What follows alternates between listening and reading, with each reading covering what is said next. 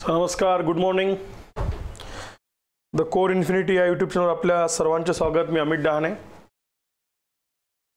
मला फक्त सुरुवातीला एवढं सांगा की माझा ऑडिओ व्हिडिओ क्लिअर येतोय का तुम्हाला?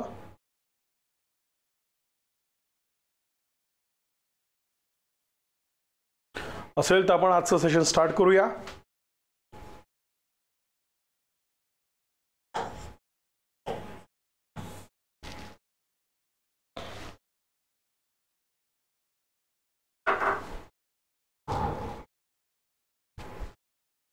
चालेल? यस, ठीक आहे. शीतल, ओके. चला मग आपण आज 2025 जी डिस्क्रिप्टिव्ह पॅटर्ननी होणारी राज्यसेवेची परीक्षा आहे त्या संदर्भातला एकूण आपल्या अभ्यासाची सुरुवात कशी केली पाहिजे, साधारणतः वर्षभर कसं नियोजन असलं पाहिजे, त्या संदर्भातनं आज आपलं सेशन आहे. आपली जी बॅच आहे त्यातलं आज आपण पहिलं सेशन म्हणतो. जरी ऑनलाईन असलं, यूट्यूब असलं, ज्या विद्यार्थ्यांनी ॲडमिशन घेतले त्या विद्यार्थ्यांना सांगण्यात आलं आहे की तुम्ही आता इथून पुढचे 8 दिवसचे लेक्चर, जे काही इंट्रोडक्शन लेक्चर असणार आहे, सिलेबसचे लेक्चर्स असणार आहे, हे आपल्याला यूट्यूबवर, पण इट्स इम्पॉर्टंट, हे महत्त्वाची लेक्चर्स आहे.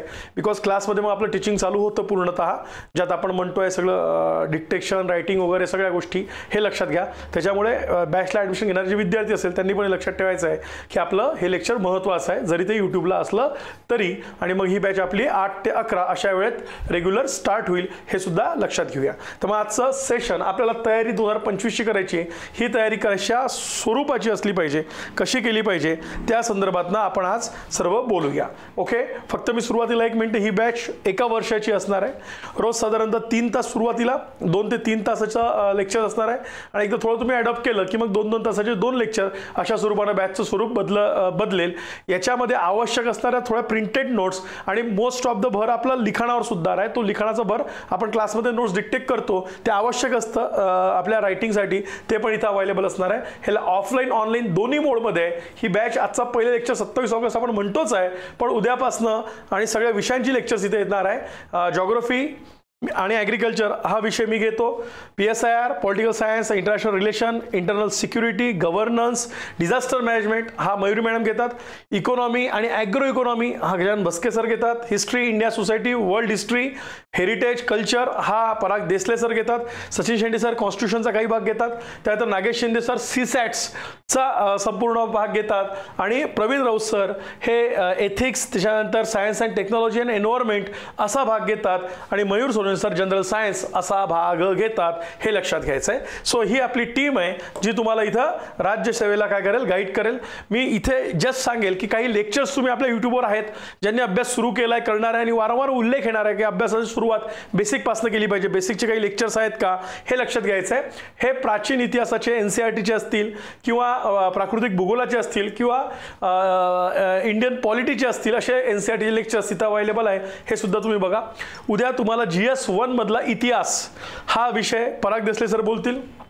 त्यानंतर परवा मी परत भूगोल असं बोलेल. आणि मग तुमचा हा टाइम टेबल मी जस्ट दाखवतोय की आज आपण 27 ऑगस्टला बोलतोय, उद्या इतिहास आहे, परवा भूगोल आहे, नंतर पॉलिटी, मग सायन्स टेक, मग रविवारची सुट्टी, नंतर परत economy, governance and social justice, बरोबर आहे, नंतर heritage and culture, agri economy, international relation, मग एथिक्स, एन्व्हायरमेंट, सायन्स टेक, असे सर्व विषय आपले इथं दाखवले. मी जस्ट दाखवलं आहे. हा पुढचा आपला टाइम टेबल आहे, जी आपल्याला तयारी करायची आहे, जे विषय समजून घ्यायचा आहे त्या संदर्भात. चालेल, मग आपण आजच्या सेशनला स्टार्ट करूया. तुम्ही MPSC डिस्क्रिप्टिव्ह पॅटर्न, मी त्याला असंही म्हणेल आता की आपण म्हणतोच आहे UPSC मराठी माध्यमातनं, हे दोन्हीसाठी, कारण की सगळा सिलेबस आता सेम आहे. त्या पर्स्पेक्टिव्हनी आयोगाने जो डिफाईन करून दिलेला आहे की क्वेश्चन पॅटर्न कसा राहील, पेपरमध्ये किती प्रश्न राहील, आणि मार्क सिस्टीम, त्याला मार्किंग सिस्टीम म्हणतोय की कुठल्या प्रश्नाला किती गुण राहील, त्या प्रश्नांचं विभागणी कसं आहे, ही सर्वच्या सर्व UPSC सारखीच दिलेली आहे, इवन इन ऑप्शनल सुद्धा. हे लक्षात घ्या. त्याच्यामुळं काही बदल नसणार आहे अभ्यासामध्ये. मोस्ट ऑफ द आपला अभ्यास UPSC मराठी माध्यम म्हणूया, किंवा मग MPSC ही बॅच मराठी माध्यमातून आहे, त्या अनुषंगाने मी म्हणतोय या बॅचमधनं आपण ही तयारी करूया. आणि आजच्या सेशनला हा एकूण लेक्चरचं तुम्ही कशी तयारी केली पाहिजे त्यासाठी लक्षात घ्यायचं आहे. Is it clear? हे सुद्धा लक्षात घ्यायचं आहे. येस येस, ही जेवढी लेक्चर्स मी दाखवले दिस इज ऑल ऑफ द यूट्यूबवर असणारी ऑनलाईन लेक्चर्स आहे. तुम्हाला इंट्रोडक्शन होण्यासाठी ही सगळी अवेलेबल असणार आहे. रोज सकाळी 9 वाजता लाईव्ह लेक्चर असणार आहे आणि ऑप्शनलचे लेक्चर्स पण असे सुरू होतील, ते अनाऊन्स होईल. हा पण एक भाग लक्षात घ्यायचा आहे. मला प्रश्न इथे विचारण्यात आला होता, हे लक्षात घ्यायचं आहे. बरोबर आहे? Is it clear? सो आता तुम्ही राज्यसेवा करता, तर 2 गोष्टी आपल्या लक्षात घ्यायच्या आहे. राज्यसेवा करताय मान्य, ही सगळ्यांना आपल्याला माहिती आहे, ही एक परीक्षा आहे. या परीक्षेसाठी दिलेला काय आयोगाने, हे तर आम्हाला सर्वांना माहित आहे, काहीतरी सिलेबस असेल, एक अभ्यासक्रम दिला असेल या परीक्षेसाठी. आणि हा अभ्यासक्रमावर होणारी पहिला टप्पा ज्यात ऑब्जेक्टिव्ह आहे, प्रश्न विचारले, एका प्रश्नाचे 4, पण दुसरी त्याला आम्ही म्हणतो जी आमची मुख्य आहे आणि इथे आम्हाला सांगण्यात आलं आहे की लेखी स्वरूपाची असेल. It's a descriptive. पण तुम्ही लक्षात घ्या, तुम्ही कुठलंही ग्रॅज्युएशन केलं असेल किंवा कुठल्याही ग्रॅज्युएशनला असाल, तुम्हाला सर्व लेखी परीक्षेचा अनुभव आहे. 10वीत लेखी परीक्षेचा अनुभव आहे, 12वीत लेखी परीक्षेचा अनुभव आहे. लेखी परीक्षा म्हणजे प्रश्न आणि त्याची उत्तरं लिहिणे, त्याला आपण लेखी परीक्षा म्हणतो. म्हणजे स्वरूप हे जरी डिस्क्रिप्टिव्ह आहे तरी मध्यंतरी आता हे बरंच येतं की डिस्क्रिप्टिव्ह कठीण असणार आहे, डिस्क्रिप्टिव्ह म्हणजे बराच, असं अजिबात नाही आहे. हे लक्षात घ्यायचं आहे. उलट डिस्क्रिप्टिव्हला स्कोप आहे. स्कोप असा आहे, ऑब्जेक्टिव्ह मध्ये तुम्ही खूप शार्प पाहिजे, तुमचं मेमरायझिंग, तुमचा फोकस, तुमची अंडरस्टँडिंग, आणि तुम्हाला 4च पर्याय दिले, 4 पैकी एकच पर्याय निवडायचा. देट शुड बी द परफेक्शन. फक्त एवढं आहे की तिथं कष्ट, जास्त स्किल्स लागत नाही, तुम्हाला वाचायचं लागलंय, फक्त मेमरायझिंगचं एक तुम्हाला लागते. पण लेखी म्हटल्यानंतर तुम्हाला क्रम जमला पाहिजे, मांडणी जमली पाहिजे, तुमच्याकडे एक लिखाण शैली पाहिजे, फार भारी नाही पाहिजे, पण ॲटलिस्ट लिहिता आलं पाहिजे, हस्ताक्षर ओळखणं इतकं पाहिजे, आणि त्याला स्पीड पाहिजे, ते वेळेत कंप्लीट झालं पाहिजे. अशा गोष्टी ॲडिशनल लागतात. शेवटी कंटेंट आणि डेटा काही बदललेला नाही आहे. फॉर एक्झाम्पल, इतिहास, आपल्या इतिहासामध्ये तुम्ही सर्वांना ऐकलं असेल की 1857 हा एक काय भाग आहे इतिहासामधला, तो फार महत्त्वाचा लढा आहे 1857चा, जिथून आमच्या राष्ट्रीय लढ्याची सुरुवात झाली असं आपण म्हणूया. मग तुम्ही ऑब्जेक्टिव्ह एक्झाम घेतली तरी 1857 वाचायचं आहे, त्याच्यावरचे प्रश्न विचारताना ऑब्जेक्टिव्ह फॉर्मॅटमध्ये येईल. आणि आम्ही लेखी जरी दिली तरी 1857 हा येणार आहे, तिथे तुम्हाला वर्णन करून लिहायचं आहे, त्याची कारणं वगैरे. So content is the almost same, हे लक्षात घ्यायचं आहे. पण त्याच्यातनं असणारा तुमचं ओरिएंटेशन वेगळं, हा त्यातला फरक आहे. मग ही तयारी करताना मी म्हणेल की आता परत डिस्क्रिप्टिव्ह तरी फार काही वेगळ्या अँगलने करायची आहे. फक्त लिखाण सराव असेल, नोट्स मेकिंग कंपल्सरी आहे, नोट्स काढल्या पाहिजे, कारण की हाताचे डेटा पाहिजे, कंटेंट पाहिजे, तो कंपाईल केला पाहिजे, तर प्रश्नांची उत्तरं लिहिता येतात. तुम्ही फक्त पुस्तकामध्ये अंडरलाईन करून ठेवलं आणि मग रिव्हिजन करताना तुम्हाला सगळे पॉईंट ते कलेक्ट केले नाही तर ते लिहायला अडचण होऊ शकतं. म्हणून अशा स्वरूपाने ती सगळी आमची मांडणी पाहिजे, हे सुद्धा लक्षात घ्यायचं आहे. बरोबर आहे? हे सुद्धा लक्षात घ्यायचं आहे.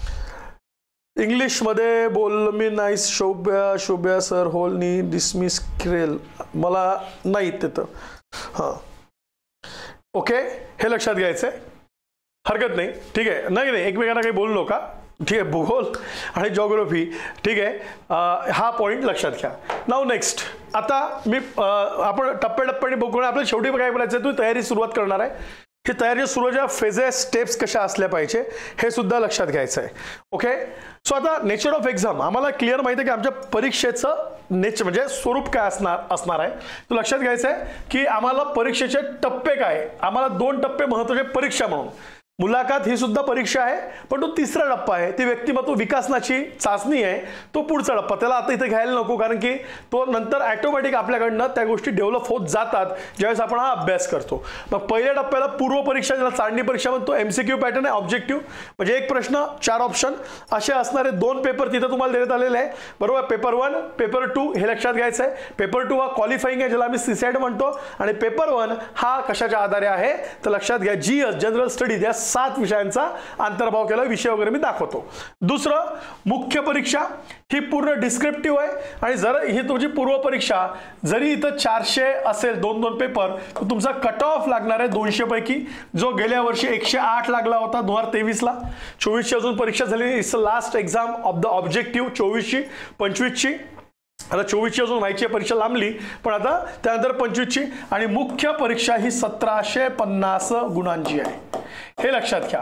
आणि मग ही 1750 गुणांशी मोस्ट ऑफ द तुम्ही कॉलेजला सेमिस्टर 600 मार्कांचे तुमचे सेमिस्टर असतात, लक्षात घ्यायचंय, किंवा 600चे सेमिस्टर आपण लिहितोच आहे, पण इथं एकूण 1750 ते वेगवेगळ्या विषयांमध्ये काय केली त्याची विभागणी केलेली आहे, हे सुद्धा इथं लक्षात घ्यायचं आहे. ओके. नाव आता एक्झाम सिस्टीम काय, पद्धत काय असणार आहे.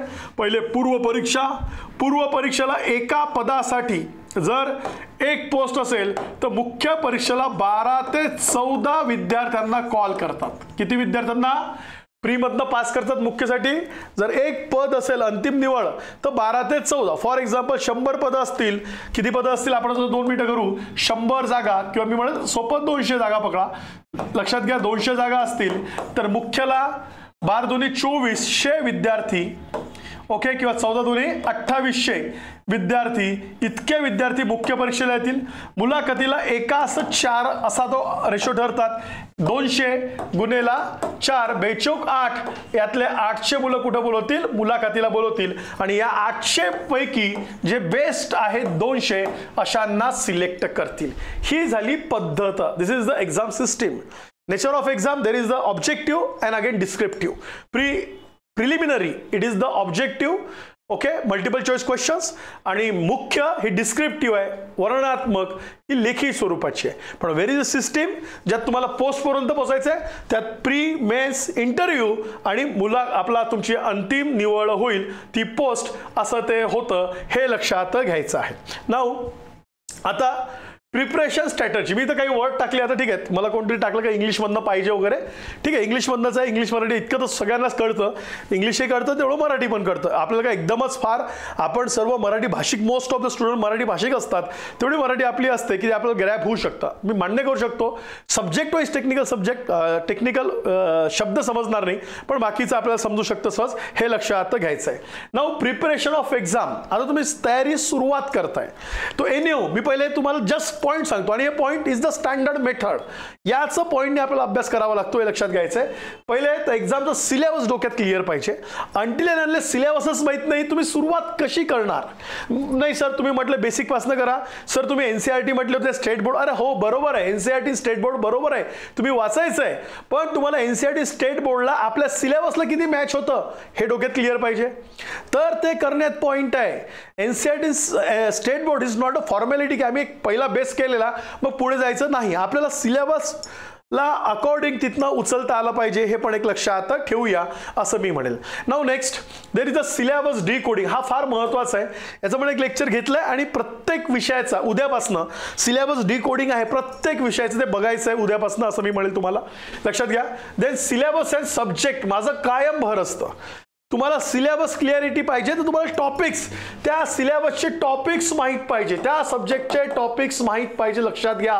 आयटर फॉर एक्झाम्पल ज्योग्राफी हा आपला विषय आहे, ज्योग्राफीमध्ये तुम्हाला सेक्शन माहीत पाहिजे. तरी फिजिकल ज्योग्राफी, प्राकृतिक भूगोल, बरोबर आहे, तिथं भारताचा भूगोल, तिथं महाराष्ट्राचा भूगोल, पण परत भारताचा महाराष्ट्राचा आर्थिक भूगोल, सामाजिक भूगोल, हे पण आम्हाला क्लिअर आहे. मग आता फिजिकल ज्योग्राफीमध्ये भूरूपशास्त्र आहे, भूरूपशास्त्रात पृथ्वीचा अंतरंग हा झाला टॉपिक, खडक खडकांचे प्रकार हा झाला टॉपिक, लक्षात घ्यायचंय. भूरूपे हा झाला टॉपिक, किंवा प्राकृतिक मध्ये हवामान आहे, हवामान मध्ये वायुदाब वारे हा झाला टॉपिक, किंवा भारताचा भूगोल आहे, भारताची प्राकृतिक रचना, त्यातला प्राकृतिक रचना हा झाला टॉपिक, भारताची नदी प्रणाली हा झाला टॉपिक, भारताचे हवामान हा झाला टॉपिक, समजून घ्या. किंवा महाराष्ट्राचा भूगोल असेल, महाराष्ट्राची प्राकृतिक रचना, त्यातला सह्याद्री असेल, आपलं कोकण असेल, महाराष्ट्र पठार असेल, सातपुडा असेल, हे झाले टॉपिक्स. सो टॉपिक जोपर्यंत माहित नाही, किंवा मग मी फॉर एक्झाम्पल सांगतो पॉलिटी, तुम्हाला राज्यघटना माहित आहे तर राज्यघटना एक टॉपिक आहे, राज्यघटनेची निर्मिती कशी झाली हा एक टॉपिक आहे, बरोबर आहे. राज्यघटना, त्यानंतर राज्यघटनेतला प्रस्तावना, प्रिएम्बल ज्याला म्हणतो, हा झाला त्यातला एक टॉपिक झाला, किंवा मूलभूत अधिकार हा एक टॉपिक झाला. सो प्रत्येक विषयामध्ये सिलेबस क्लिअरिटी टॉपिकनीच येते, ती फार मस्ट आहे. आणि उद्यापासून आपल्या प्रत्येक लेक्चरमध्ये, उद्यापासून जे विषयाचे लेक्चर असणार आहे लक्षात घ्या, म्हणून सुरुवातीचे लेक्चर प्रचंड महत्वाचे आहे, प्रचंड महत्वाचे आहे, हे समजणं महत्वाचे आहे. तर तुम्हाला या वेळेस ते करावे लागणार आहे. सो एक टॉपिक म्हणून मी म्हणतो सिलेबस सब्जेक्टची क्लिअरिटी पाहिजे, त्याच्याशिवाय अभ्यासाची सुरुवात करून फायदा होत नाही. तुम्ही डोक्यात बसत नाही तुमचं टार्गेट काय आहे. तर टार्गेट क्लिअरिटी असेल तर अभ्यास जातो आणि आपण तिथपर्यंत पोहोचतो. देन टॉपिक्स, सब टॉपिक्स याची लिस्ट तयार पाहिजे, क्लिअर, एकदम क्लिअर पाहिजे. त्या विषयाच्या प्रत्येक विषयात किती टॉपिक्स मला करायचे आहे, किती सब टॉपिक्स आहे, कुठल्या टॉपिक्सला किती सब टॉपिक्स आहे, तेव्हा तो विषय आपण संपतो, केला, क्लिअर झाला आणि मग त्यावर आपलं मार्किंग असतं की हा टॉपिक झाला, या टॉपिक मधले इतके सब टॉपिक्स पण माझे क्लिअर झाले. किंवा एखादा टॉपिक मला आवडला, हा मला समजून घ्यावा लागेल, हा समजला नाही, असं ते आपल्याला जे टॅली करावं लागतं ते केलं पाहिजे. फक्त पुस्तक काढलं वाचत सुटलं तसं करून चालणार नाही. त्या अभ्यासाला दिशा नसते. आपल्याला वेल डायरेक्शन असणारा काय करायचं आहे, एफर्ट्स द्यायचे, तर आपला इनपुटला आउटपुटमध्ये कन्वर्ट करता येतं. हे पण इथं लक्षात ठेवायचं आहे. Now next, subject wise book list, resources, material. मग टॉपिक सिलेबस मला क्लिअर आहे, मला विषयाची क्लिअरिटी आहे, मला त्या विषयामधले असणारे टॉपिक्स, सब टॉपिक्सची क्लिअरिटी आहे. आता हे टॉपिक, सब टॉपिक्स वाचायचे कुठनं, रिसोर्सेस काय, स्टडी मटेरियल काय, कुठनं वाचू आणि सुरुवात कशी करायची, इतकं क्लिअर पाहिजे. तर सुरुवातीकडे मी येतोच, पण इथून ते वाचण्याची क्लिअर पाहिजे, हा सुद्धा पॉईंट लक्षात घ्यायचा आहे. So resources, material. देन आता रिसोर्सेस मटेरियल झाले, PYQ अनालिसिस हा टप्पा येतो. आपण सगळ्यांकडे ऐकत असतो की PYQ अनालिसिस करा, मागचे PYQ बघा. पण माझं कायम म्हणणं असतं की नवीन विद्यार्थ्यांनी PYQच्या मागे लगेच लागायचं नाही. तो चुकीचं आहे, कारण की त्यातलं काहीच तुम्हाला कळत नाही, तुम्हाला विषय माहीत नाही, तुम्हाला विषयातले टॉपिक्स माहीत नाही, तुम्हाला सिलेबस माहीत नाही, तुम्ही PYQ वाचून करणार काय, हा प्रश्न आहे. म्हणून नवीन विद्यार्थ्यांनी PYQ कधी करायचं, ज्यांची बेसिक रीडिंग झाली. बेसिक रीडिंग म्हणजे काय, आयदर स्टेट बोर्ड और NCERT, हे ज्याचं वाचून झालं मग त्यांनी PYQ कडे जायचं, त्याला अंडरस्टँड होतात, अच्छा प्रश्नांमध्ये हे विचारलं जातं, हा प्रश्नांचा डेटा आहे वगैरे वगैरे. नाहीतर ते अंडरस्टँड होतच नाही, हे लक्षात घ्यायचं आहे. Is it clear? So PYQ आहे आणि मग क्वेश्चन पॅटर्न अँड ट्रेंड. बरोबर आहे, हे पण आपल्याला समजलं पाहिजे की क्वेश्चन पॅटर्न अँड ट्रेंड काय आहे. आता सध्या आपण जेव्हा राज्यसेवा मुख्य परीक्षेचा विचार करतो 2025च्या दृष्टीने, डिस्क्रिप्टिव्हच्या दृष्टीने, 2000 लास्ट मुख्य परीक्षा आमच्या MPSCची ह्या 11 मध्ये झालेली आहे. मी सांगतोय असं, मला MPSCचं जे काही आपण MPSC बद्दल थोडं परसेप्शन करू शकतो, त्यावरनं काय वाटतं की MPSCचे प्रश्न हे बऱ्यापैकी स्ट्रेट फॉरवर्ड प्रश्न असतात. तेव्हाही स्ट्रेट फॉरवर्ड राहायचं मी 11च्यात एनी म्हणतोय. आता 2023ला ज्यावेळेस आयोगाने सिलेबस हा काय केला होता, आपला डिस्क्रिप्टिव्ह केला होता, त्यावेळेस MPSC मार्फत MES महाराष्ट्र इंजिनिअरिंग सर्व्हिस ही सुद्धा डिस्क्रिप्टिव्ह केली होती. जशी राज्यसेवा मुलांची मागणी केली, शेवटचा अटेम्प्ट आहे वगैरे, मुलांच्या मागणीनुसार आयोगाने 2023ची डिस्क्रिप्टिव्ह 25 वर नेली, तशी महाराष्ट्र इंजिनिअरिंग सर्व्हिसची नेली नाही, ती कंटिन्यू झाली. ती जेव्हा कंटिन्यू झाली तर त्यातनं एक असं आपल्याला आपण म्हणू शकतो की ते जर पेपर जे इंजिनिअरिंगचे आमचे शिक्षक आहेत त्या शिक्षकांशी जेव्हा बोललो की सर आता ही परत एकदा एका काही डिस्क्रिप्टिव्ह होती, ऑब्जेक्टिव्ह झाली, आता परत डिस्क्रिप्टिव्ह केली, तर आयोगाची लेवल काय ठेवली आयोगाने, जरी ते इंजिनिअरिंग सर्व्हिसेस असलं तर बऱ्याच अंशी सगळ्यांचं म्हणणं आहे की पेपर स्ट्रेट फॉरवर्ड होते. हे पेपर UPSC जसे IES इंडियन इंजिनिअरिंग सर्व्हिस, इथे पेपर फार शफलिंग होतात, फिरवतात, करंट बेस फार विचारतात, तशा स्वरूपाचे पेपर नव्हते. पण हा एक आपल्याला सुरुवातीचा एक अंदाज आहे की आमचं जरी सिलेबस असेल बट ऑब्वियसली करंटचा टच पाहिजे का पाहिजे, पण UPSC आणि MPSC जरी सिलेबस सेम आहे, पॅटर्न सेम आहे, एक्झामचा आता सगळा सेम आहे, ज्यावेळेस प्रश्न विचारण्याचा येईल तर UPSC मध्ये most of the current related, तो करंट हा वर्ल्ड आणि इंडिया असणार आहे. मोस्ट ऑफ द MPSCने जरी करंट अप्रोचेसने जायचं समजलं तर MPSCला तिथं महाराष्ट्र डोळ्यासमोर ठेवून आणि मग भारत फार फार तर अशा अप्रोचचे जास्त प्रश्न कॅच करावे लागतील. फॉर एक्झाम्पल, आता वायनाडमध्ये तुम्ही सर्वांनी ऐकली होती की भूस्खलन ही घटना घडली, बरेच लोक तिथे मृत्युमुखी पडले. अशाच घटना आमच्या महाराष्ट्रात माडींची असेल किंवा इर्शादवाडीची असेल घडून गेलेल्या आहे. मग आता आयोगाला जर प्रश्न फ्रेम करायचा असेल आणि करंट कंटेक्स्ट भूस्खलन हा जरी भौगोलिक प्राकृतिक भूगोलाचा घटक आहे हे लक्षात घ्या, त्या कंटेक्स्टमध्ये त्यांनी विचारावं लागेल की आत्ताच्या सध्याच्या कालावधीत पश्चिम घाटात विशेषतः महाराष्ट्रात, बरोबर आहे, वारंवार भूस्खलनाच्या घटना घडताना दिसतात, तर या घटनांची कारणे काय आणि याच्यासाठी उपाय काय करता येईल, अशा स्वरूपाचा प्रश्न तिथं फ्रेमिंग करणं अपेक्षित आहे. सो एका साईडला आमचा कंटेंटचा डेटा आणि दुसऱ्या साईडला करंटमध्ये काय घटना आजूबाजूला घडतात त्याला आम्हाला तिथं रिलेट करणं काय गरजेचं आहे, असं मेन्सचं स्वरूप असणार आहे, हे लक्षात घ्या. पण एनी हाऊ तुम्हाला you should follow this way. यातली मी म्हणेल हे PYQ सोडून द्या, तुम्हाला या इथपर्यंत मी तुम्हाला सांगतो क्लिअर क्लिअरिटी तुम्हाला जर पाहिजे असेल तर या स्टेपला तुम्ही इथपर्यंत फॉलो करत या. तुमच्या अभ्यासाची सुरुवात करताना तुम्हाला समोर अभ्यासाच्या अडचणी हळूहळू कमी होत जातील. नाहीतर आपण 5-6 4-5 महिने करून वारंवार तेच प्रश्न तयार होतात, वारंवार ती सुरुवात चुकते, म्हणून त्या सगळ्या गोष्टी होतात. सो लक्षात घ्या, इथपर्यंत तुम्हाला क्लिअर पाहिजे. Is it clear? क्लिअर का इथपर्यंत पॉइंट? एव्हरीबडी मी येतो बाकीचे. यस वैष्णवी राणी सर, ऑप्शनल सब्जेक्ट्स नाही होणार का मध्ये? टेलिग्रामवरती आले होते UPSC मध्ये. नाही आहे ना, ऑप्शनल आहेच ना. टेलिग्रामवर फार विश्वास ठेवू नका, फार याच्यावर म्हणू नका. आयोग काही सांगत नाही, ह्या इकडल्या अफवांवर फोकस करू नका. आपला फोकस अभ्यासावर ठेवा. लक्षात घ्या. So there is optional. Okay. आणि आपल्या MPSC डिक्लेअर केलाय, UPSC मध्येही आहे, इथंही आहे. इथपर्यंत क्लिअर आहे का मोस्ट ऑफ द स्टुडंट्स? मला सांगा, हे इथपर्यंत स्टेप समजल्या का? मी आता याला एकेकाला तुम्हाला आणखीन क्लिअरिटी करून देतो याची, एवढं मला सांगा फक्त. एव्हरीबडी यस सर, MPSC साठी आहे की UPSC? दोन्ही, UPSC मराठी माध्यम, MPSC मराठी माध्यम, both are the same. Okay, हे लक्षात घ्यायचं आहे. राहुल क्लिअर? ओके ठीक आहे. मी आता पुढे येतो. नाव नेक्स्ट. आता तुम्ही जेव्हा तयारी करणार आहात, तुम्हाला विषय सुरुवात कसे करायचे, सुरुवातीला कुठले विषय अभ्यासायचे त्याची मी क्लिअरिटी आणून देतो. सुरुवात कशी करायची हे मी त्यानंतर पण सुरुवातीला म्हणजे विषय टार्गेट काय असणार आहे ते समजून घ्या. आणि ती सुरुवात त्याच विषयापासून करायची, कारण की ते विषय मोस्ट ऑफ, ज्याला आम्ही सोशल सायन्सचे विषय म्हणतो, त्याच्यावर सर्वात जास्त खेळ काय आमच्या सिलेबसचा आहे. हा सुद्धा भाग इथं लक्षात ठेवायचा आहे. ओके.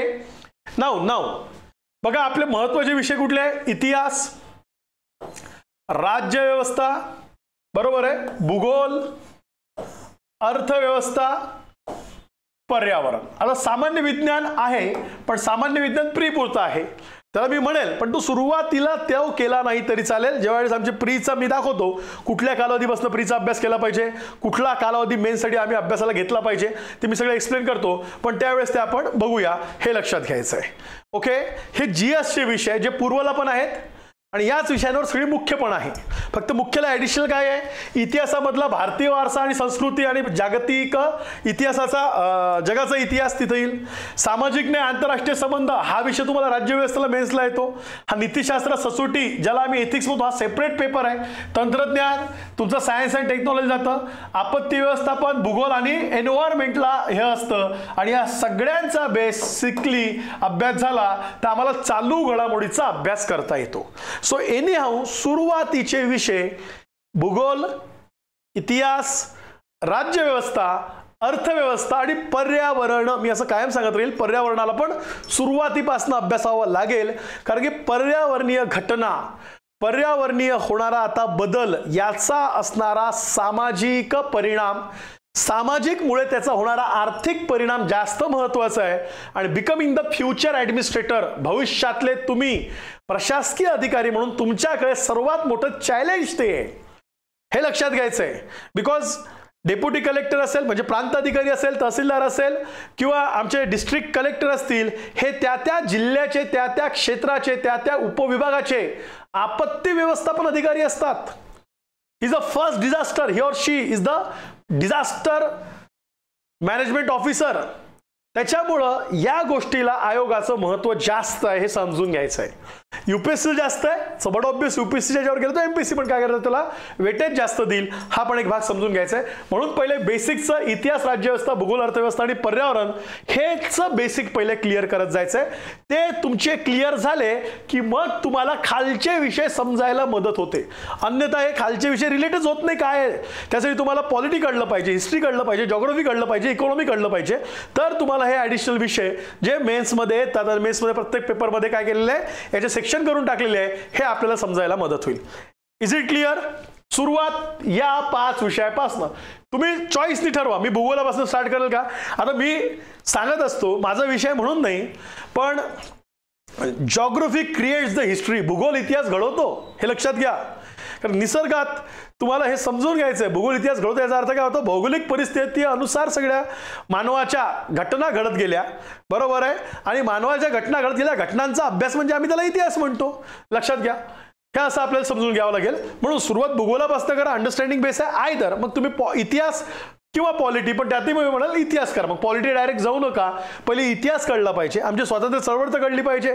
बरं आम्ही आधी काय होतो पारतंत्र्यात जायच्या आधी हे तर आम्हाला समजलं पाहिजे. तर मग आम्ही स्वातंत्र्य आमच्यावर कोणी राज्य केलं, त्यातनं आम्ही स्वातंत्र्य कसं घेतलं आणि स्वातंत्र्य झाल्यानंतर मग आम्ही कसं डेव्हलप झालो, म्हणून आम्ही आमची व्यवस्था म्हणजे राज्यव्यवस्था सिस्टीम तयार केली. So these all subjects are integrated, हे लक्षात घ्यायचं आहे. आणि मेंटली पण तुम्हाला ते इंटिग्रेशन करावं लागेल विषयांचं, तर तुम्हाला ते विषय अंडरस्टँड व्हायला जातात आणि समजायला सोपे जातात. हे सुद्धा लक्षात घ्यायचं आहे. Is it clear? सो हा पण एक भाग लक्षात घ्या. लखन नाही ना, मुंबईत नाही आहे आमचं क्लासेस, हे पण लक्षात घ्या. सो प्लीज इथपर्यंत लक्षात आलं का? सुरुवात कुठनं कराल? मग मी पुढच्या पॉईंटकडे येतो. सुरुवात कुठनं कराल लक्षात आलं का? सो मी नेक्स्ट पॉईंटकडे येतो. Is it clear? He PDF me share करेल. खाली लिंक दिली आहे टेलिग्रामची. आता तुम्हाला सर्वांना माहित आहे त्या अफवा आहेत, असंच मी तर गृहीत धरतोय, पण आता सगळीकडे टाकताय की टेलिग्राम बंद होणार आहे. टेलिग्रामच्या सीओला अटक वगैरे झाली, आता अटक झाली, त्याच्या कस्टडी झाली, तर त्याच्या कुठले चार्जेस त्याच्यावर वेगळे होते. मला वाटत नाही ते बंद वगैरे होईल, पण सांगता येत नाही टेक्निकल काय गोष्टी होईल. पण भारतात आपल्या अफवा, आपल्या इथं सोशल मीडिया भारतात अफवा अशा पसरतात, त्याच्यासाठी आपल्या व्हॉट्सअप ग्रुप सुद्धा तुम्हाला काय केलंय लिंक दिलेले आहे, त्या आपण जॉईन करा. बिकॉज मटेरियलिंग आता हे PDF आहे तुम्हाला शेअर करायचे आहे, कारण तुमच्या डोक्यात क्लिअरिटी आली पाहिजे अभ्यासाची सुरुवात कशी करावी. वर्षभराचा प्लॅन करायचा आहे, पण हाऊ टू स्टार्ट आणि कसं कसं टप्प्याटप्प्याने पुढे गेलं पाहिजे ते PDF शेअर करण्यासाठी आपल्याला प्लॅटफॉर्म लागतो. तो टेलिग्राम आहे किंवा व्हॉट्सअप आहे, म्हणून त्या लिंक्स तिथं दिलेल्या आहे, त्या तुम्ही काय करून ठेवा, शेअर करून ठेवा असं मी म्हणेन. फक्त मी पुढच्या विषयांचं हे सांगण्याच्या आधी लक्षात घ्या, आता जी मुलं आत्ता लेट जॉईन झाली, मी सुरुवातीला सांगितलं होतं, पण मी फक्त तुम्हाला एकदा काही पटकन सांगतो. तुम्हाला MPSC सिलेबस जो आहे तुम्ही एकदा डिकोड केलाय, तो अंडरस्टँड करून घ्याल. ते आता रोज एक एक विषयाचा होणारच आहे, पण इथं डिकोडिंग केलेलं आहे. नंतर बुक लिस्ट, मी ऑलरेडी बुक लिस्टचं पण एक लेक्चर पूर्ण क्लिअर घेतलं आहे. टॉपिक मराठीमधनं कुठलं वाचा, इंग्लिशमधनं कुठनं वाचा, आणि GS हे बेसिक पक्क कसं झालं पाहिजे, आणि NCERTचा आधार किंवा स्टेट बोर्डाचा आधार कसा घेतला पाहिजे, हे सुद्धा इथं काय केलेलं आहे, लेक्चर टाकलेलं आहे.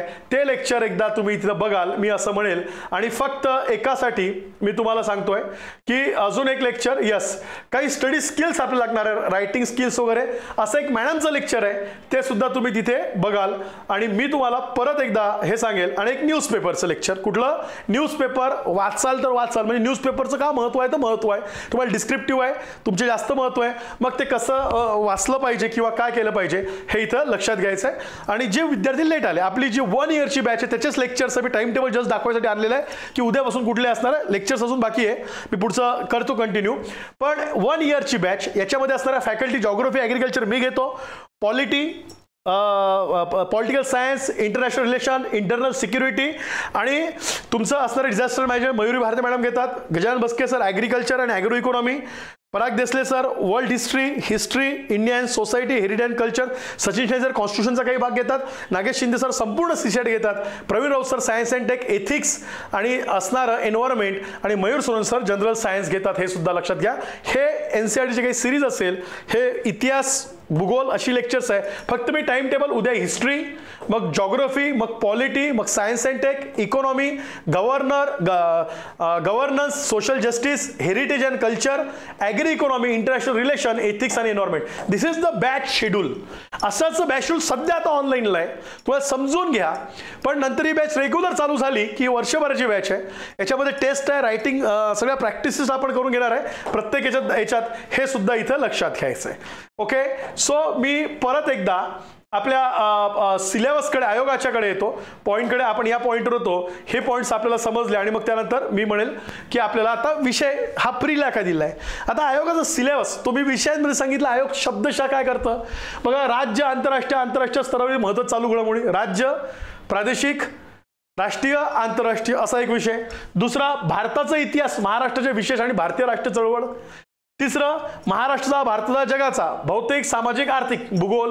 हे प्रीचा सिलेबस त्यांनी दिलेला आहे, असा हा प्रीचा दिलेला आहे. महाराष्ट्र, भारताची राज्यव्यवस्था, शासन, घटना, पंचायती राज, शहरी प्रशासकीय, सामाजिक धोरणे किंवा आर्थिक सामाजिक विकास, शाश्वत विकास असं इकॉनॉमीचा दिलेला आहे. आणि पर्यावरण, परिस्थितिकी किंवा सामान्य विज्ञान असे 7 विषय त्यांनी कुठे आणलेले आहे, प्रीला. मी कशासाठी म्हणतोय, प्रश्न आहे प्रीचा अभ्यास करायचा का मेन्सचा, असं नाहीच आहे.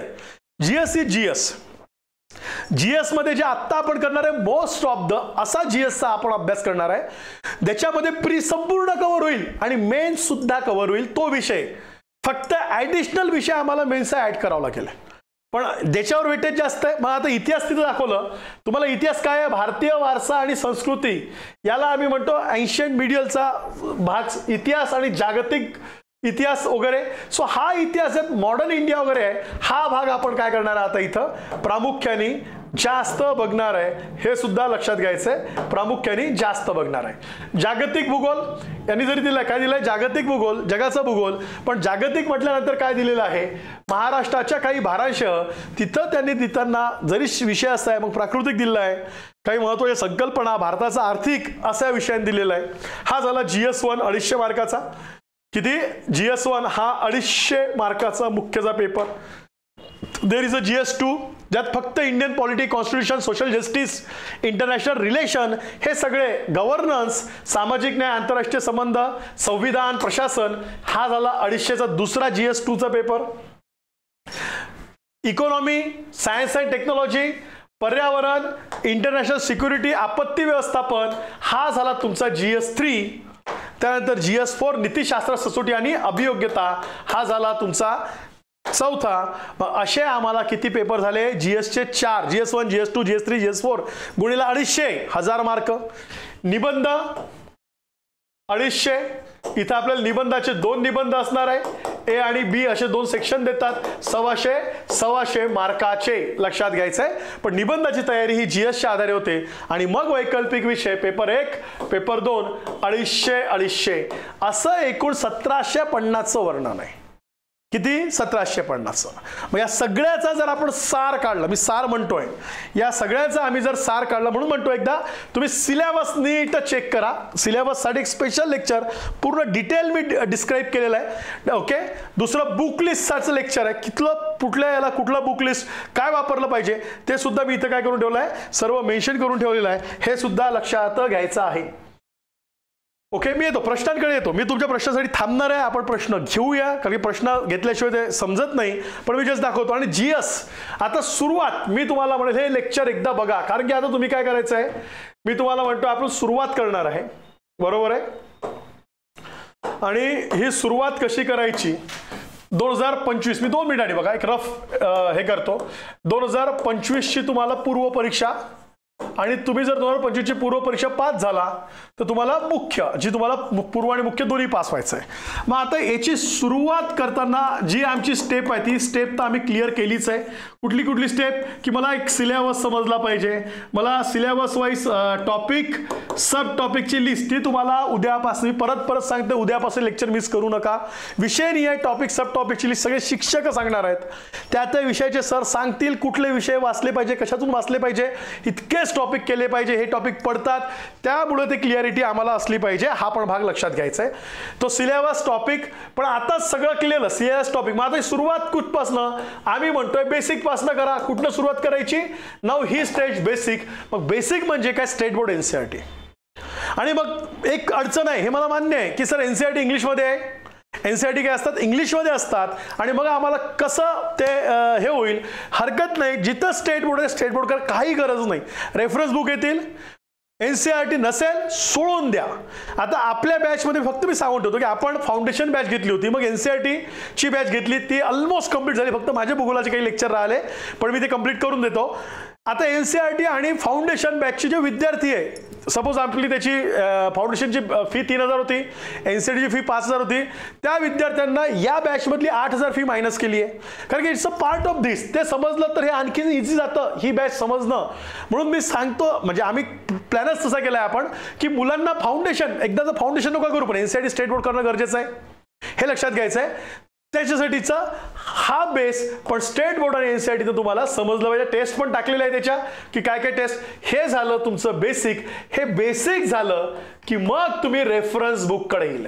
मग आता आपण बोलतो ऑगस्ट संपला तुम्हाला बेसिक कधीपर्यंत कंप्लीट करायचं आहे माझं म्हणणं आहे 30 सप्टेंबर पर्यंत. कुठलं बेसिक इतिहास भूगोल पॉलिटी 3 विषयाचं मुख्य. इकॉनॉमीचं फारसं बेसिक नाहीये कारण इकॉनॉमीला 11वीला डायरेक्ट येतं हे लक्षात घ्या किंवा 9वी 10वी 11वी. आणि पर्यावरण 40 ते 45 दिवस. किती दिवस? 40 ते 45 दिवस. 30 सप्टेंबर आयदर मी म्हणेल 15 ऑक्टोबर पर्यंत हे बेसिक कंप्लीट झालं की मग आपल्याला पुढचे विषय समजायला क्लिअर जातात. त्यासाठी तुम्ही बॅचचा आधार घ्या, अन्यथा नोका घेऊ. तुमचा अभ्यास करताना करा, पण बेसिक झालं की रेफरन्स बुक समजायला इझी जातं, हे इथं लक्षात घ्यायचं आहे. Is it clear? मग आता तुम्ही प्लॅन करता अभ्यासाचा, म्हणजे तुम्हाला कुठल्या वेळी जायचं, किती टप्प्याने जायचं हे आपण क्लिअर केलं. पण तुम्ही अभ्यासाचा प्लॅन करता आहे त्यावेळेस तुम्ही काय केलं पाहिजे तिथं मी येतो. ओके, आता तुमच्या डोक्यात सिलेबस क्लिअरिटी पाहिजे. प्लॅन करणार कसा, तुम्ही काय करणार प्लॅन, उद्या वाचायचं काय, 8 दिवस काय वाचायचं, कुठल्या वेळेत काय वाचायचं, त्यासाठी तो सिलेबस तर क्लिअर पाहिजे. विदाउट दॅट आपला प्लॅन आपण करू शकत नाही, तो योग्य होणार नाही. दुसरं, परीक्षांच्या प्रश्नांची लेवल आणि रिक्वायरमेंट मला समजणं गरजेचं आहे. आता ही सर तुम्हीच सांगितलंय की पहिले PYQ बघायची नाही, बट ऑब्वियस PYQची माझी स्टेज केवढी आहे, PYQ कधी बघितले पाहिजे, ज्याचं बेसिक रीडिंग झालं त्यांनी PYQ चालले पाहिजे. त्याच्यानंतर त्याला थोडं अंडरस्टँड होतं, PYQतनं तुम्हाला अँगल क्रिएट होतो. अच्छा, अशा अँगलनी प्रश्न विचारतात का, अच्छा ही रिक्वायरमेंट आहे का, मग त्या अच्छाला आपलं आन्सर काय असते. ओके, नाऊ मी अभ्यास करताना मी जो अँगल देतोय अंडरलाईन करण्याचा, नोट्स काढण्याचा, ते कॅच करण्याचा डेटा तो आयोगाच्या अकॉर्डिंग राहील, हे लक्षात घ्यायचं आहे. मग आता रिसोर्सेस, आमच्याकडे उपलब्ध काळ किती हे क्लिअर पाहिजे. आता यावर्षीची प्री झाली नाही, पुढची प्री कधी होईल आपण अंदाज धरू, जून मध्ये होईल बाबा. आता या सगळं अंदाज करावं लागेल. हे तुमचं माझं लक्षात घ्यायचं, म्हणजे फार याच्यात हे नाही आहे. जरी ते कडू असलं, म्हणजे ऐकायला कटू असलं, कडू असलं तरी सत्य आहे की तुमच्या माझ्या नशिबात MPSC आहे. MPSC व्यवस्था सध्या काम नीट नाही आहे, फारच ढिसाळ कार्यक्रम आहे MPSCचा. किंवा MPSC आणि मग सगळ्या नियोजनामध्ये ढिसाळ आधी खूप चांगला होता, पण आता इलेक्शन असेल, पॉलिटिकल हस्तक्षेप असेल, अशा गोष्टीमुळे MPSC autonomous body, it's a constitutional body, पण तिथे वारंवार हे होतं. तिथं एक परीक्षा UPSC 2025चं वेळापत्रक आलेलं आहे. UPSCच्या हातात त्याला म्हणतो मागणी पत्र जागांचं रिक्विजिशन 2025 साठी आत्ता आलेलं आहे. आमचं असणारं गव्हर्नमेंट ऑफ महाराष्ट्र ते करू शकत नाही, त्याचा फटका MPSCच्या नियोजनात बसतो आणि मग MPSCवरच शेवटी आपण दोष देतो ना. मग आपण सगळे MPSCला दोष देतो. MPSCचा पूर्णतः दोष नाही आहे, शासनाचा मोठा दोष आहे, लक्षात घ्यायचा आहे. शासनाकडनं गोष्टी व्यवस्थित होत नाही, कारण की शासनामध्ये म्हणजे आता मी सांगताना क्लासवरच्या प्लॅटफॉर्मवर बोलतो, पण सत्य आहे. सरकारी काम आणि 12 महिने थांब, हे जे झालेलं आहे गव्हर्नमेंटचं ते तसंच तिथं होतं. पण हरकत नाही, मी कशासाठी सांगतो की आम्ही प्लॅन करायचा कसा. UPSC वाले प्लॅनिंगच्या मागे लागले, त्यांना माहित आहे 2025 मध्ये प्री कधी आहे, मेन्स कधी आहे. 25 मेला त्यांची प्री आहे, ऑगस्ट का सप्टेंबर त्यांची मेन्स आहे. इथं आमची 24ची प्री होईना, आमचं काय हे लक्षात घ्या. पण असो, ते सगळं जरी असलं तर आपल्याला नियोजन करावं लागेल. आपल्याला स्टँडर्ड नोटिफिकेशन कधी येतं, काय येतं, तो महिना प्रीचा गृहीत धरावा लागेल आणि आम्हाला आमचं प्लॅन करत राहावं लागेल, नाही तर मग आमचं नियोजन, आमचा वेळ निघून जाईल. हे पण तेवढंच खरं आहे. Is it clear? सो उपलब्ध काळ किती, तर माझं असं म्हणणं आहे तुम्ही सप्टेंबर पासनं आपण गृहीत धरू, तुमची प्री साधारणतः जून मध्ये होईल असं मी धरतो. इकडले तुमचे 4 महिने आणि 4 आणि 5 महिने मे पर्यंतचे 9 महिने तुम्हाला प्रीच्या आधी हातात आहे. पण प्रीचा अभ्यास 9 महिने करायचा नाही, प्रीचा अभ्यास फुल प्री ओरिएंटेशननी आपण 4 महिन्यामध्ये जायचंय. पण निदान 9 पहिले 5 महिने हे तुम्हाला मेन्सचा अभ्यास करायचा, हे पण लक्षात घ्या. नंतर स्टडी डायरेक्शन ही फार महत्वाची आहे. ती डायरेक्शन पहिले मुख्यच्याच दृष्टीने आपण अभ्यास करणार आहे. कुठल्या दृष्टीने?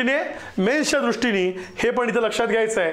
आणि मग ते सगळं डिसाईड झालं की युअर इनपुट, तुम्ही जाऊन तुमच्या अभ्यासाच्या टेबल खुर्चीवर बसणे, तुमचा रिसोर्स मटेरियल पुस्तक उघडणे आणि त्या अँगलनी तुम्ही वाचन, रीडिंग, आणि मग ते रीड करताय, ते अंडरलाईन करताय, ते रिवाइज करता, रिकॉल करता आणि मग नोट्स काढता. ही जी प्रोसेस आहे दॅट इज युअर इनपुट, हा स्टार्ट करणे. So again this is the process. या प्रोसेसने सुद्धा काय करावं लागतं, आम्हाला पुढे जावं लागतं, हे लक्षात घ्यायचं आहे. नाव आता अभ्यासाची दिशा कशी असली पाहिजे, जे आपण सुरुवात करतोय कशी असली, कसं ठरवायचं. कंटेंटची सुरुवात एनी हाऊ बेसिक बुक्स पासूनच करायची. लक्षात घ्या, फार कन्फ्यूज होऊ नका. Basic books that is a state board, त्याची पण PDF, म्हणून ते GS बेसिक कसं पक्क करायचं लेक्चर हे करा. जे नवीन विद्यार्थी असेल, जे टेलिग्रामला किंवा व्हॉट्सअपला जे करत असताल त्याच्यावर आता परत मी वाटल्यास ती आधी आपली तुम्ही कुठलं पुस्तक वाचलं पाहिजे, कुठल्या पुस्तकातले कुठले टॉपिक्स वाचले पाहिजे स्टेट बोर्डाचे आणि NCERTचे त्याची एक लिस्ट तयार केली आहे. ती लिस्ट सुद्धा तिथं प्रोव्हाइड केल्या जाईल, तिथं टाकली जाईल, हे सुद्धा इथं लक्षात घ्यायचं आहे. सो एनी हाऊ सुरुवात state board either NCERT, this is the first thing. Second, तुमचं ते पूर्ण झालं असेल मग आता सिलेबस. सर यस, तुम्ही तुमच्यातले असे काही विद्यार्थी असेल की आपल्या बॅचेस फाउंडेशनचे आणि NCERT बॅचचे विद्यार्थी आहे की सर आमचं बेसिक झालेलं आहे. Now what is the next move, पुढचं काय केलं पाहिजे, पुढचं काय असलं पाहिजे, त्यांच्यासाठी मी म्हणतोय की सुरुवात सिलेबस बेसिक बुक पासून करावी. GS पूर्व आणि मुख्य कॉमन GSचा सिलेबस, कुठला GSचा कॉमन सिलेबस करायचा. आणि म्हणून मग आधी कुठले विषय, फॉर एक्झाम्पल आधी इतिहास जर घेतला तर इतिहासामध्ये पूर्णतः आम्ही आधुनिक इतिहास, कुठला इतिहास, भूगोल घेतला तर भूगोलाचा सगळाच, इथं काही प्री आणि मेनचा वेगळा नाहीच आहे. पहिले प्राकृतिक भूगोल, एनी हाऊ प्राकृतिक झाला की आमचा काय येईल भारत, भारत झाला की काय येईल महाराष्ट्र. त्यानंतर पूर्ण राज्यघटना, राज्यघटना व्यवस्था हा सगळा भाग येईल कॉन्स्टिट्यूशनचा. आणि अर्थव्यवस्था लक्षात घ्यायचं आहे ही इथं. आणि पर्यावरण, कुठलं मी मगाशी जे सांगितले तेच विषय, पर्यावरण. याचं 5 विषयांनी समोर जायचं. तुमचे रेफरन्स बुक क्लिअर आहे, तुमच्याकडे टॉपिक लिस्ट आहे की कुठले टॉपिक कुठल्या विषयातले वाचायचे, आणि मला रिसोर्सेस माहिती आहे, माझ्या हाताची मटेरियल आहे. गो हेड, स्टेट बोर्ड किंवा NCERT बेसिक संपल्यावर एकदा फक्त मी म्हणेल की PYQ चाळा, स्कॅन करा. ॲनालिसिस वगैरे नाही, ॲनालिसिसला पुढची गोष्ट आहे, ॲनालिसिस इतक्या लवकर होत नसते. त्यासाठी खाली कंटेंट पाहिजे, ती नजर पाहिजे, मग ते सॉर्टिंग आणि ॲनालिसिस जमतं. ॲनालिसिस शब्द वापरतात सर्रास, पण हा पॉईंट तुम्हाला समजून घेणं काय आहे गरजेचं आहे. हे 5 विषय आधी कोणते विषय करायचे 5, आणि अशा स्वरूपात आधुनिक भारत, भूगोल, प्राकृतिक भारत, महाराष्ट्र, टप्प्याटप्प्याने मग राज्यघटना, अर्थव्यवस्था आणि पर्यावरण या विषयांत जायचं. सो बेसिक रीडिंग GS पूर्व मुख्य एकदाच पूर्ण करा. आता मुख्याला परत वाचणार नाही आपण GS, व्हॉट एव्हर द तिथे रिव्हिजन करणार आहे. Whatever we read in this period before the pre, this is our final understanding, final reading, but obvious revision is there. आपण रिव्हिजन करणार आहे कधी प्री झाल्यावर, पण नोट्स काढणे, त्या अनुषंगाने तो data collection, compilation, this is all सगळं आत्ताच करायचं आहे. मुख्यला काही स्पेसिफिक वेळ राहतो, प्री नंतर तिला काही स्पेसिफिक जे मागे विषय आहे, फॉर एक्झाम्पल एथिक्स असा विषय जो आत्ता नाही केला तरी आपण तिथे कव्हर करायचा आहे. पण बाकीचे विषय टप्प्याटप्प्याने, सायन्स, प्युअर सायन्स, आत्ता जनरल सायन्स समजलं, सायन्स एक तिथे चांगला करेल मी. काही तिथे करंट बेस असेल, हा डेटा तिथे जास्त चांगला स्ट्रॉंग करेल, पण असा डेटा तुम्हाला एकदाच आणि इथेच करायचा आहे. हा सुद्धा भाग इथं लक्षात ठेवायचा आहे. नाऊ नेक्स्ट, GS कधीपर्यंत पूर्ण करा. तर माझं म्हणणं आहे आता हातात विषय किती आहे, तुम्ही सप्टेंबर पासून स्टार्ट करताय, सप्टेंबर ते जानेवारी. पहिले माझं म्हणणं आहे या असणाऱ्या 5 महिन्याचं प्लॅन करा. फॉर 5 महिने, हे पहिले 5 महिने प्लॅन करा. बरोबर आहे. आपल्याला यासाठी म्हणतोय की आपल्याला अंदाज घ्यायचा आहे की राज्यसेवा कधी असणार आहे, जूनमध्ये आहे की जुलैमध्ये आहे, हेच माहित नाही ना. आपण जून गृहीत धरलेली आहे, बरोबर, कारण की यावेळेस ती पहिले जूनमध्ये आली होती, एप्रिल मग जून. सो या 5 महिन्यात तुम्हाला काय करायचं आहे, तर या 5 महिन्यात जे मी तुम्हाला GSचे 5 विषय दाखवले तो भाग करताय. मग याच्यासोबत तुम्हाला परत येईल प्रश्न की where is the optional. Sir optional महत्वाचं, मी त्याच्याकडे पण येतो की ऑप्शनलचं प्लॅनिंग कधी असणार आहे. फक्त एकच सांगतो, अभ्यासानुसार आपल्या याच्यातनं गट करता, आपापले गट करता येतात. कसले गट, ज्याचं बेसिक म्हणजे जस्ट अभ्यास ज्यांनी स्टार्ट केलेला आहे, मॉडरेट ज्यांचं बेसिक क्रमिक पूर्ण वाचून झालंय, अशांना मी काय म्हणतो मॉडरेट. यांनी सिलेबसला धरून जे टॉपिक सब टॉपिक्स देणार आहे, दिलेले आहे किंवा क्लासच्या विद्यार्थ्यांना माहिती पण असेल ते दिलेले आहे किंवा आपण देतो, त्यानुसार तुम्ही रेफरन्स बुक मध्ये गेले पाहिजे. जे रेफरन्स बुक सांगितले सगळेच घेऊ नका, पहिले बेसिक कंप्लीट करा मगच रेफरन्स बुक, बरं का. हा टप्पा क्रॉस झाला की या टप्प्यावर यायचं आणि या टप्प्यातनं मग ती मांडणी सुरू करायची, ही लक्षात घ्यायचं आहे. Is it clear? सो हा एक भाग इथं समजून घ्या. मग आता बघा, परीक्षेला उपलब्ध काळ आपण गृहीत काय धरून चाललेलो आहे का, इथे माझी असं मी म्हणतोय इट्स अ पूर्व परीक्षा. हा काय येईल, माझा पूर्व परीक्षेचा कालावधी असेल असं मी गृहीत धरलोय.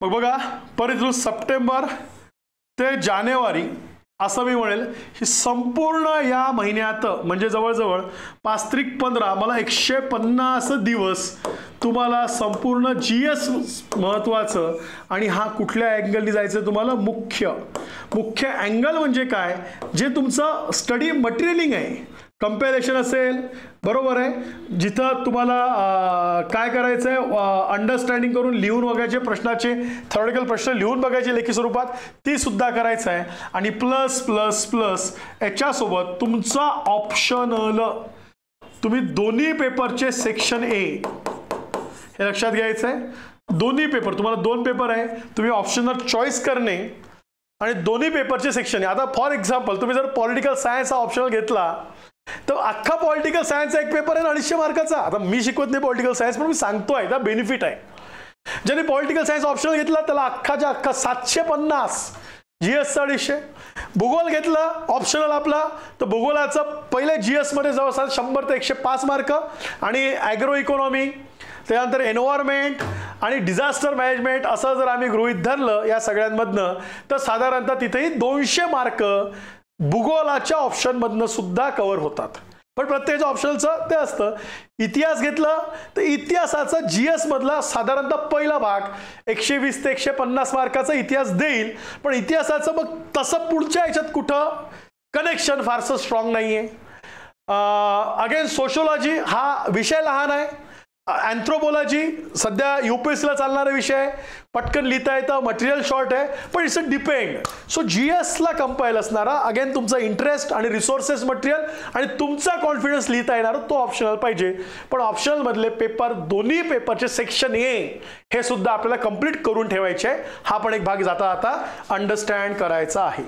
इज इट क्लिअर सो अशा प्रकारे साधारणतः तुमचं नियोजन फेब्रुवारीपासनं मे पर्यंत हा पूर्व परीक्षा 4 महिने हे टार्गेट पाहिजे मग इथे लक्षात घ्यायचं आहे मुख्य परीक्षा अभ्यास मी तुम्हाला म्हणेल की साधारणतः जानेवारी फेब्रुवारी पर्यंत कारण की याच्यात तुमचा 70% प्रीचा GS कव्हर होतो किती पर्सेंट 70% न काही घाबरण्याचं कारण नाही तुम्ही इथं जर GS केलं तर 70% GS इथेही कव्हर होतो प्रीचं आणि साधारणतः मार्च एप्रिल मे असं मी म्हणेल 90 ते 100 दिवस ऍक्च्युअली प्री आहे की प्री असा तुम्ही अभ्यास केला पाहिजे जूनचा मग आम्ही हा काळ म्हणतो प्रीचा काळ मेन्सचा काळ असं आम्ही तिथं डिवाइड करायला पाहिजे अप्रोच ऑफ द प्रिपरेशन हे कसा पाहिजे तुमचा सो एनीहाऊ अप्रोच हा मेन्सचा पाहिजे फर्स्ट अप्रोच हा मुख्य मधलंही काय but of GS and then optional याचा अप्रोच तुम्ही त्याला अभ्यासाकडे गेलं पाहिजे फार फॅक्च्युअल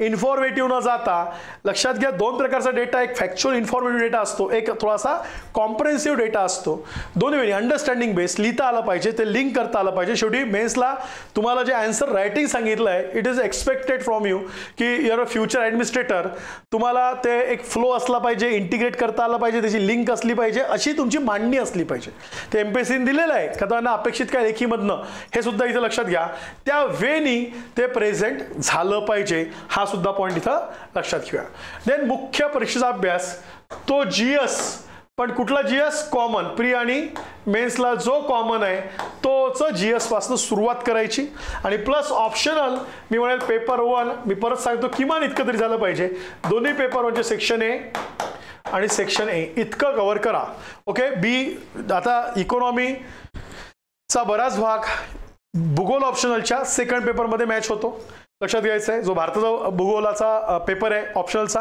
मग असं डिपेंड तुमचं ऑप्शनल काय घेणार आहे त्याच्यावरती डिपेंड तुम्ही करू शकता हा सुद्धा भाग इथे लक्षात घ्या मुख्य परीक्षा पूर्व परीक्षा आणि दोन्ही मुख्य परीक्षा GS इज युअर टार्गेट परत सांगतोय आधुनिक भारताचा इतिहास शॉर्टमध्ये सांगतो सुरुवात दिशा भूगोल त्यातील भूगोलाची दिशा प्राकृतिक आणि मग भारत ही महत्त्वाची ठेवायची प्राकृतिक आणि भारत राज्य घटना आणि इथं असणारा आमचं अर्थव्यवस्था काय अर्थव्यवस्था आणि पर्यावरण हे तिथनं असणारे तुमच्या टॉपिकची सुरुवात इथपर्यंत लक्षात घ्यायचं आहे GS NCERT state board okay NCERT state board हा तुमचा बेसिक आहे आणि करंट हे तुम्हाला कायम वाचत राहायचं आहे. त्याचं एक मॅडमचं लेक्चर आहे, वाचाल तर वाचाल चालू घडामोडीचा अभ्यास कसा केला पाहिजे. सो करंट सुद्धा तुम्हाला एका साईडला ठेवायचं. मी अभ्यासाचं नियोजन सांगत नाही, माझं सुरुवात अगेन तेच विषय दाखवतोय, इतिहास, अर्थव्यवस्था, राज्यव्यवस्था, चालू घडामोडी रोगच करायचं आहे. फक्त मी काय लिहून देतो इथं, पर्यावरण या विषयांना धरून तुमची सुरुवात झाली पाहिजे. कंटेंट रीड करायचा, कंटेंट अंडरस्टँड अंडरलाईन करायचा. जो कंटेंट चांगला रीड झालाय, समजलाय, त्याला कंपाईल करून त्याच्या नोट्स काढायच्या आणि नोट्स काढून झाले की क्वेश्चन आन्सर रायटिंग प्रॅक्टिस करायच्या. हे पण करावं लागेल, याला सोडून चालणार नाही, हे लक्षात घ्यायचंय. याला करावं लागेल, याला सोडून चालणार नाही, कारण की आम्हाला लिहिता आलं पाहिजे. आमच्या डोक्यातलाही डेटा आहे, आम्हाला कंटेंट फार समजलाय, पण ऑन द पेपर तो पटापट पुटअप करता आला पाहिजे, तो तिथं मांडता पण आला पाहिजे, हे सुद्धा इथं लक्षात घ्यायचं आहे. Is it clear? अभ्यासाची कौशल्य म्हणून एक लेक्चर आहे, हे लेक्चर बघा, तिथं तुम्हाला बारीक बारीक गोष्ट मॅडमच्या लेक्चरमध्ये मिळेल. जीएसचं रेफरन्स बुक तुमचा बेसिक झाला की ऑप्शनल 60% मी म्हणतोय, पण आता इथं सेक्शन म्हटलं 50, तेवढं जरी केलं तरी तुमचं बरंच काम होईल, हे लक्षात घ्यायचं. बिफोरिंग प्री तुम्ही निदान कारण आपण लेट स्टार्ट करतोय, आणि current it's a daily. Current हे काय करायचं आहे, डेली करायचं आहे, हा रोज. अशी आमची अभ्यासाची दिशा आणि सुरुवात पाहिजे. अभ्यास पद्धतीबद्दल जाता सांगतो, रीडिंग 2 प्रकारचं आहे, बेसिक आणि मग कंटेंट. बेसिक कंप्लीट केलं की कंटेंट, त्याच्या नोट्सची revision and then the test म्हणजे रायटिंग. ओके, मग रायटिंग या टप्प्याटप्प्यानेच आपण पुढे जायचं, हा पण भाग इथं लक्षात ठेवायचं. मटेरियल आणि रिसोर्सेस व्हास्ट आहे का? व्हास्ट आहे, पण सगळे वाचायची गरज नाही. सॉर्टिंग करावं लागतं. प्रत्येक मटेरियलमधलं प्रत्येक मटेरियल आपल्या उपयोगाचं नाही आहे, त्यातलं थोडाफार भाग आपल्या उपयोगाचा असतो.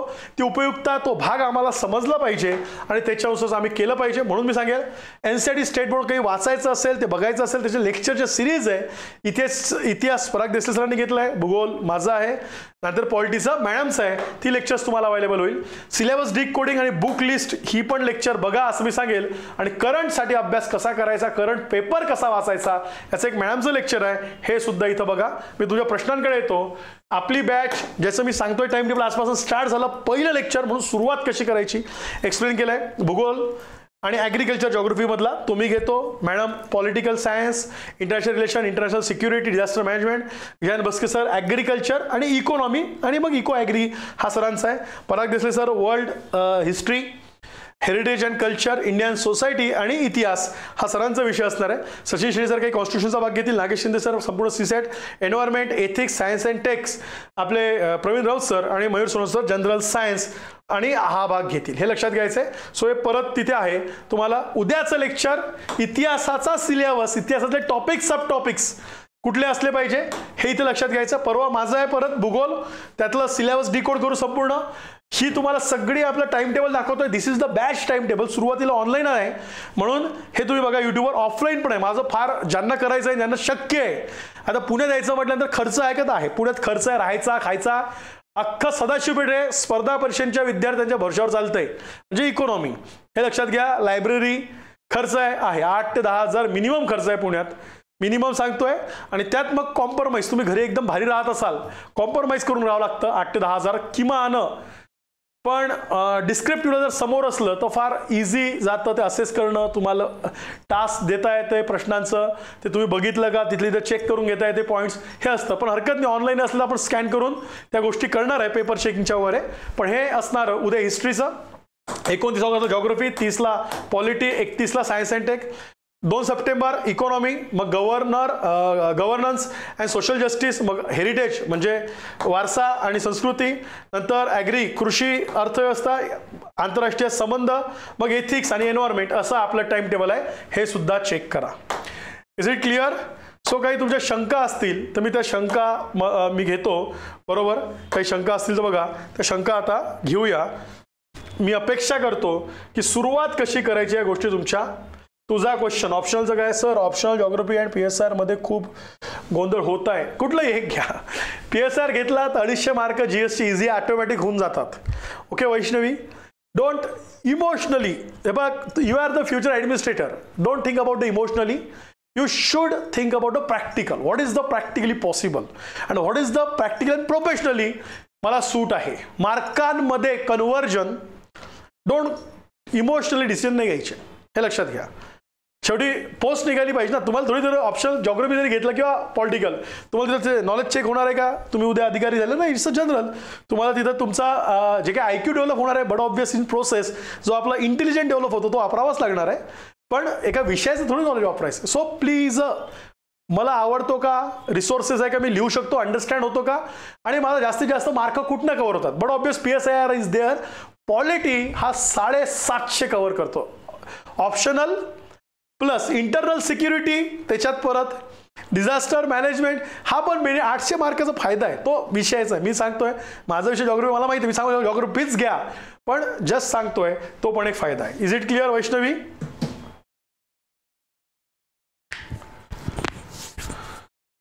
समजलं का? मग सुरुवात कशी करायची? Please yes or no reply करा. How to start? 2025चं टार्गेट जरी घेतलं आपली जूनमध्ये, मग पहिले 5 महिने आपलं नियोजन काय आणि कुठल्या वेनी आपण गेलो पाहिजे पहिल्या 5 महिन्यासाठी? क्लिअर का? अंडरस्टँड झालं का? कशी सुरुवात केली पाहिजे, कसं बघितलं पाहिजे?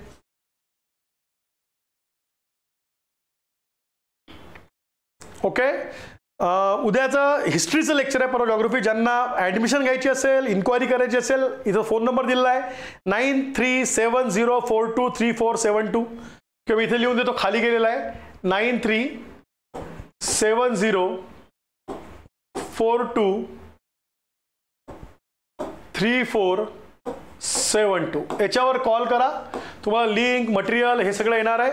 हे सुद्धा लक्षात घ्यायचं आहे. जे स्टँडर्ड फिक्स मटेरियल असतं ते मी प्रिंटेड स्वरूपात देणार आहे. जिथं आवश्यक त्या वहीत पाहिजे ते लिहिलं गेलं पाहिजे. कारण की काय होतं, त्यात थोडंसं डायनामिकनेस लागतो रायटिंगमध्ये, करंट बेस त्याला टच करावा लागतो. असं मटेरियल आपल्या फॅकल्टी तुम्हाला लिहून देतील क्लासमध्ये. आणि आन्सर रायटिंग असणार आहे का, तर आन्सर रायटिंग प्रॅक्टिस असणार आहे. शिवाय जे आत्ता माझे काही विद्यार्थी असतील त्यांना माहीत आहे गेल्या वर्षीचे, की आपण प्रत्येक टॉपिक झाल्यावर 5-5 प्रश्नाची टेस्ट घेतो. 120 मार्काची 1.5 तासाची सुरुवात होण्यासाठी, आणि मग कॉम्प्रिहेन्सिव्ह टेस्ट घेतो. हे पण लक्षात घ्या. अशा स्वरूपाचं नेचर असणार आहे. Is it clear everybody? जर आवडलं असेल तर लाईक, शेअर, सबस्क्राईब करायला विसरू नका. यस, दामिनी, वैष्णवी. आणि उद्या सकाळी 9 वाजता इतिहास पराग देसले सर घेतील, त्यामुळे सगळ्यांनी हजर राहा. चालेल? थांबवायचं? चालेल. Thank you so much. Wish you all the best. तयारी सुरू झालेली आहे. नीट करायची आहे. बेसिक कसं करायचं आणि स्टार्ट कसं करायचं हे मी एक्सप्लेन केलं. थँक्यू.